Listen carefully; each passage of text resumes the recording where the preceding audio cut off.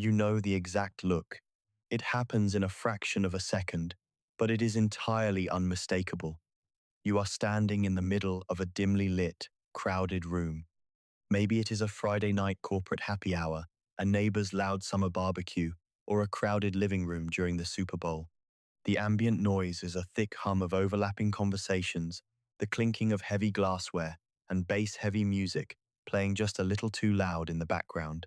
Someone walks up to you, practically beaming, and offers you a cold beer or a mixed drink. You smile politely, shake your head, and deliver a perfectly ordinary sentence. No thanks, I'm good with just water. In that precise moment, the gravitational pull of the conversation shifts. The room does not go silent, but the specific space between you and that person suddenly feels incredibly heavy.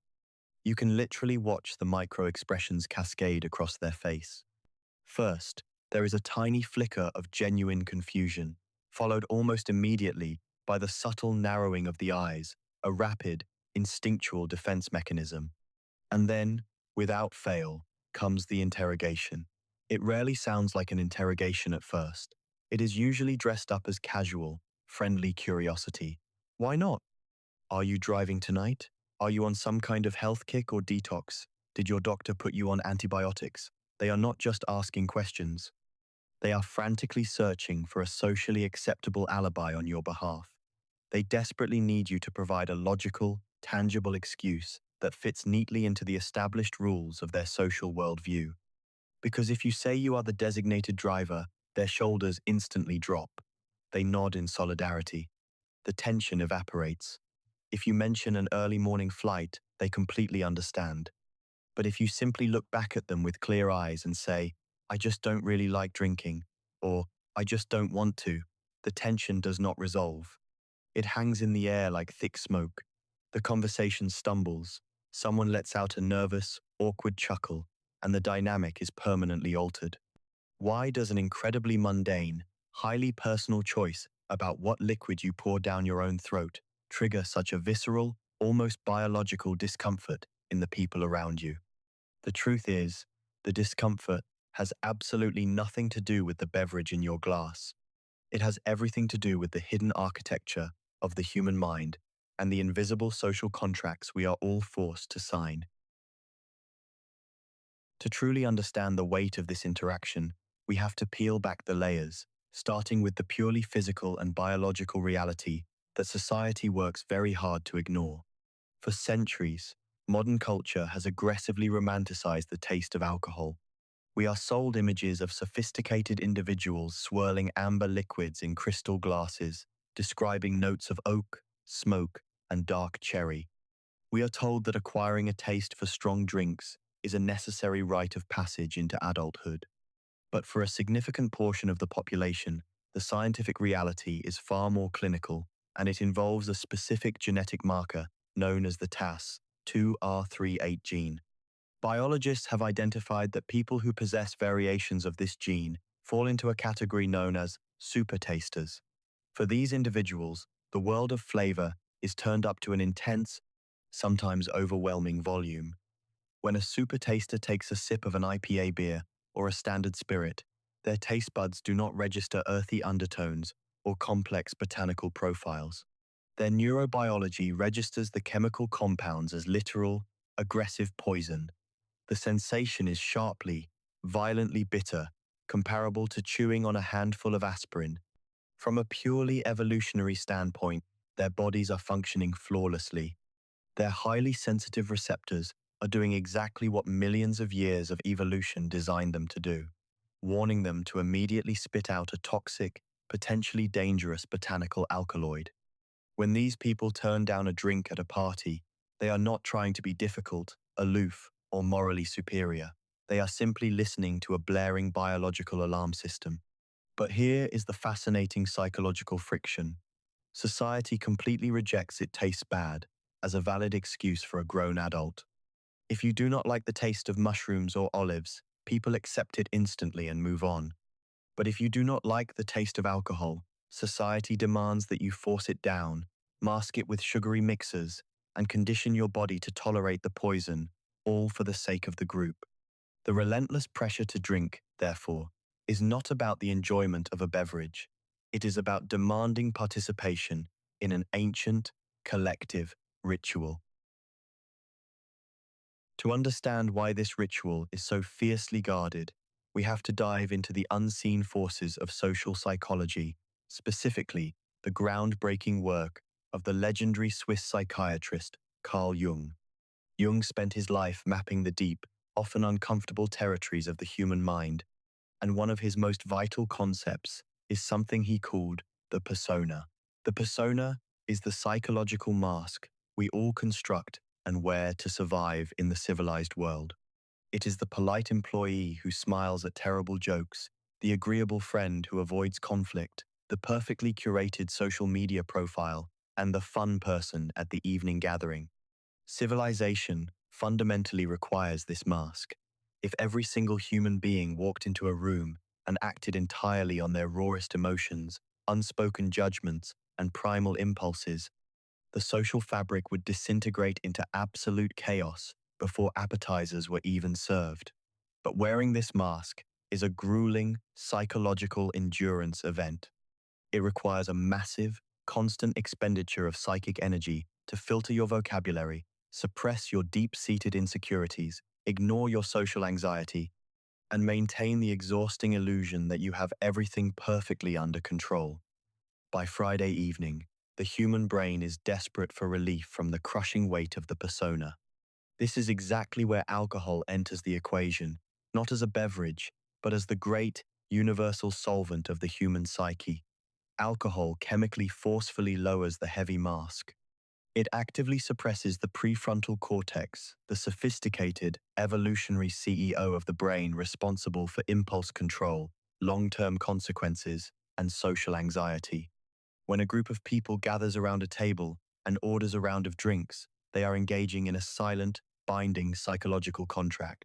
The unspoken agreement is this: I will artificially lower my mask, drop my defenses, and show you my messy, unfiltered self, but only if you promise to drink this solvent, lower your mask, and show me yours. It is a mutually assured vulnerability. It creates a temporary, chemically induced safe zone where the strict rules of the persona are suspended. But then, standing quietly on the edge of the circle, there is you, the person calmly sipping club soda. By refusing the drink, you are politely but firmly refusing to sign the contract. You are declining the invitation to mutually dissolve your persona. You are proving, simply by standing there, that you do not require a chemical solvent to exist in the shared space. And because of this, you inadvertently become the most disruptive force in the room. You become the only entity whose consciousness remains fully intact, sharp, and recording. In a space where everyone else is actively trying to blur the edges of their reality, your steady gaze and clear memory become a glaring anomaly. You become the literal glitch in their matrix. You do not have to say a single judgmental word. You could be standing quietly near the snack table, completely lost in your own thoughts, happily eating a pretzel and wondering what you need to pick up from the grocery store tomorrow. It does not matter. Your sheer, unapologetic sobriety projects a massive, super-ego presence onto the entire gathering. In psychological terms, the superego is the internal voice of reason, accountability, and moral framework. It is the exact voice that people drink heavily to silence. When you stand among them, fully present, grounded, and refusing to alter your baseline state, you become the physical embodiment of the conscience they are desperately trying to drown.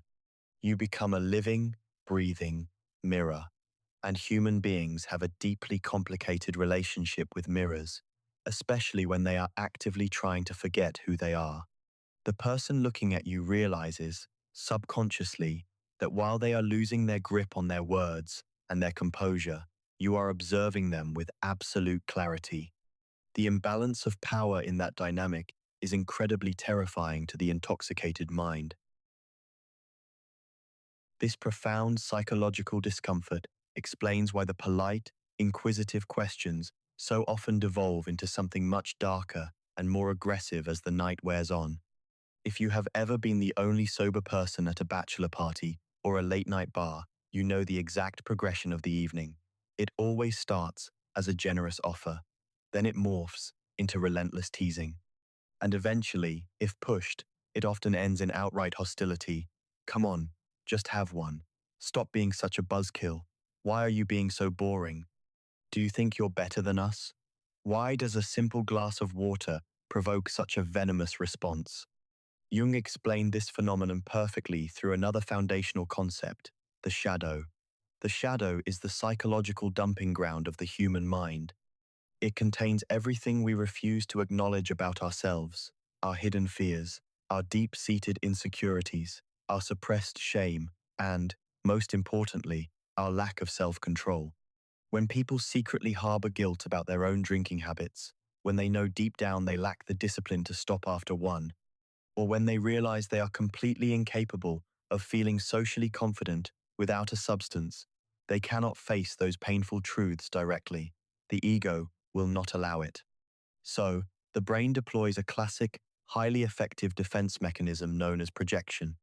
Instead of confronting their own shadow, they take all of their internal guilt, anxiety, and perceived inadequacy, and they project it directly onto you. They attack your sobriety because it is infinitely easier to label you as a boring buzzkill than it is to admit to themselves that they are dependent on a chemical to feel interesting. The group demands your assimilation because assimilation provides ultimate validation. If every single person in the room decides to jump off a bridge, jumping suddenly feels like the rational, socially acceptable thing to do. But the very second one person decides to stay safely on the ledge, the jump is instantly exposed for what it truly is, a dangerous fall. Your refusal to drink holds up that mirror, forcing them to look at their own fall. You are a walking, breathing threat to the collective illusion that losing control is the only valid way to experience joy. But to fully map this psychology, we must shift the lens away from the uncomfortable crowd and look deeply into the internal, beautifully complex world of the person holding the water.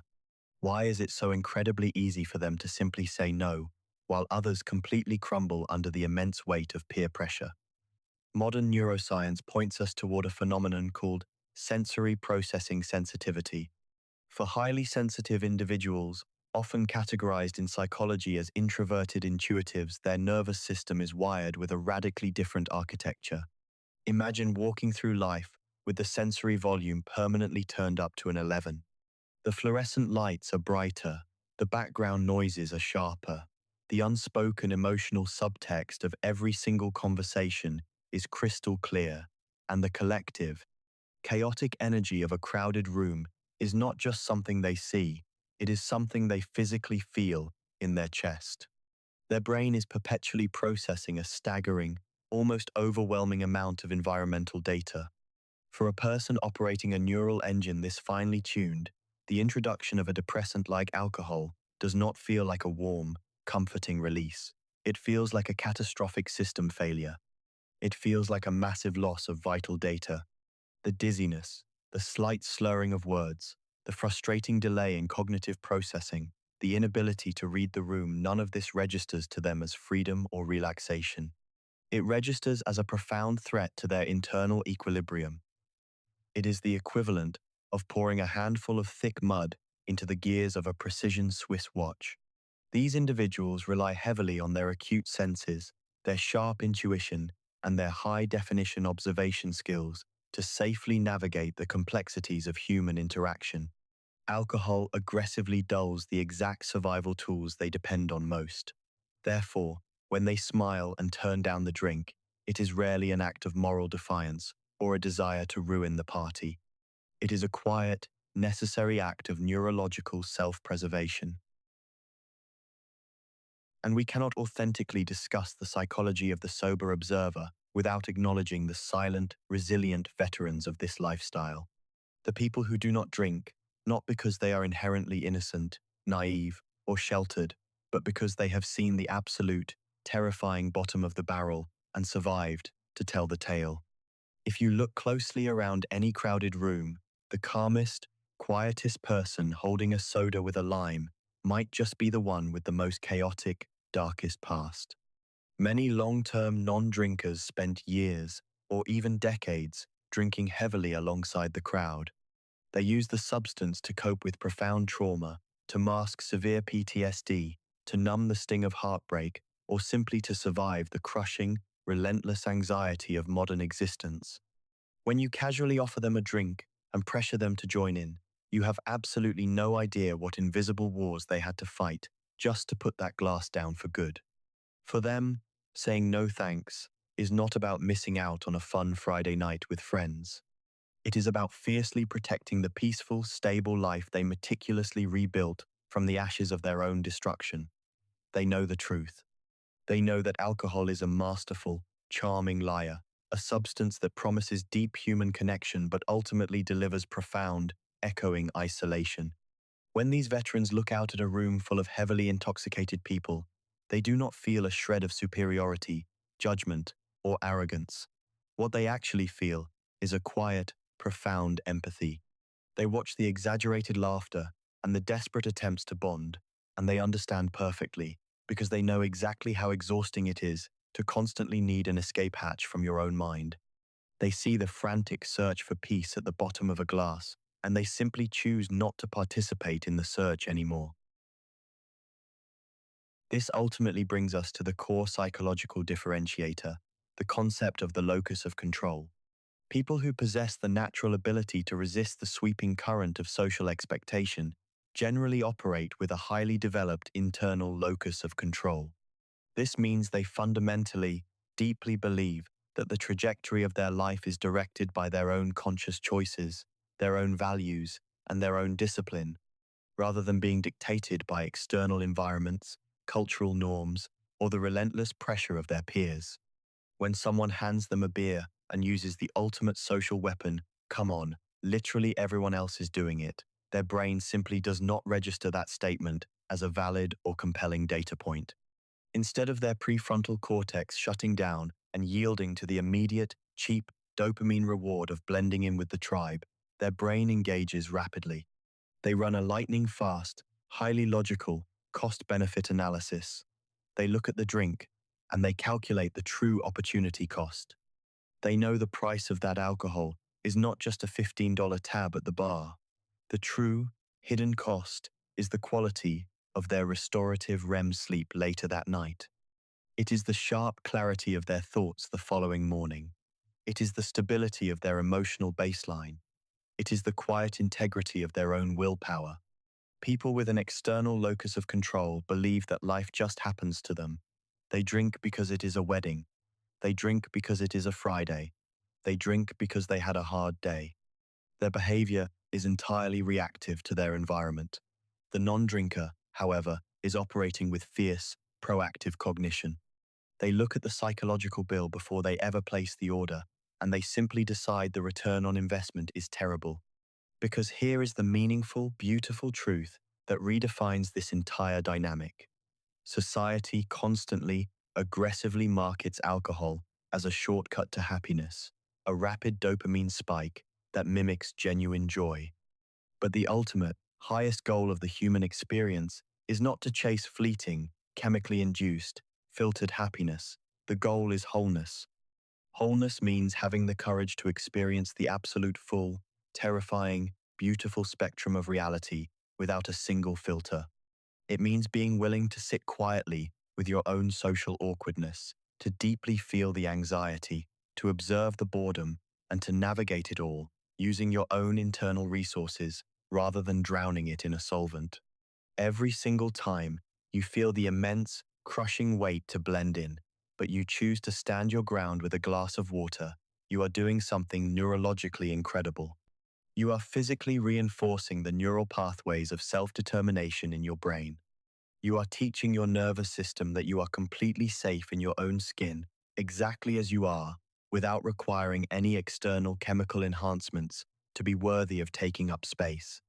While others feel the need to temporarily rent their confidence, their humor, or their relaxation from a glass bottle, you have done the hard work of learning to access those states naturally.